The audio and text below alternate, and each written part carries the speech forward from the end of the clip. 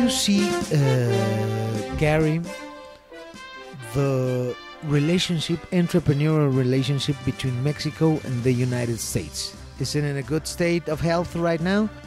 When you get true entrepreneurs together, people that start things that didn't exist before, we always like each other, no matter where we come from. So the one thing I would like to see more of is more entrepreneurs from Mexico come to the United States and learn there, and more entrepreneurs in the United States come to Mexico and learn here, learn about the opportunities here, learn about the rising middle class here.